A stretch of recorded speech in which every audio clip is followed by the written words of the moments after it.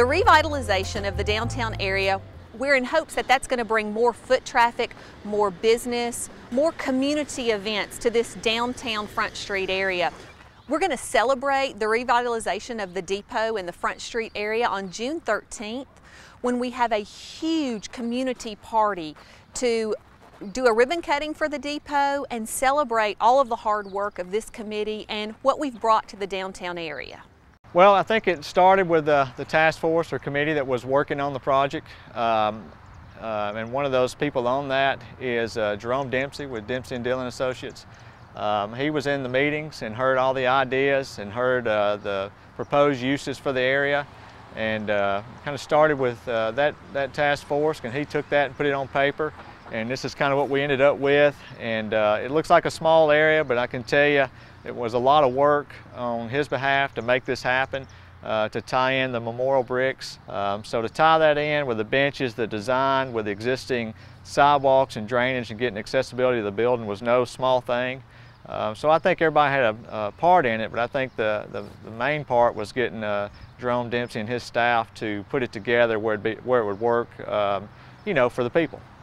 I think one of the main things is that I've learned is how important it is to the citizen. Since it's been started, there's been a lot of people driving by, looking, kind of just checking things out. On Saturday mornings, you'll see a lot of people kind of walking in and out of the area. Home Depot has come in and donated a lot of the materials for the restrooms inside and some of the surrounding areas, and they're also doing a lot of the work. The building itself, we're gonna work with the public on that and rent that out for different things. The idea of having a wedding or reception or a birthday party, whatever that might be in this area, will be very neat, and I know it will be for some of the old railroad people that's been involved in railroads pretty much their whole life. Obviously with this town, there's a lot of that. We are excited to see this area become something that the town can be proud of again, and becomes a vital part of activity in the town of Smyrna. June 13, simply Smyrna Celebration. The byline is Celebrating Life in Smyrna. We're excited to host that on behalf of the town, Carpe Artista. It's kind of the transition of an event that we started 3 years ago, Simply Smyrna Summerfest. We're starting off with an every other Saturday farmers market. That's been one of the biggest requests on social media from people in the town of Smyrna. We want a farmers market, we want a farmers market. We're looking for vendors for the farmers market right now.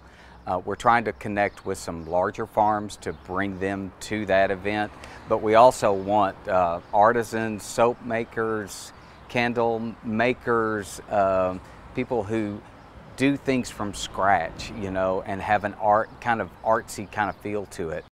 The depot itself, the one that we see behind us, was actually constructed in 1851.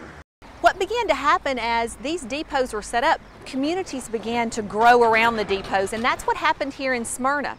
And as a little girl, I can vividly remember coming downtown, whether it was to Marable and Weekly for clothes, or the 5 and 10 for toys or games, or to see Mr. Hodge at the service center, or we even had the Rutherford Courier that was right here, and we would get to see Mr. Tucker or Miss Tilly there at the Rutherford Courier. So lots of memories here on Front Street as I was growing up, and that's what I hope to create again with the revitalization down here. I hope that children will begin to make memories, either coming to shop or coming to events here. So that is the main purpose when we are looking to revitalize this area.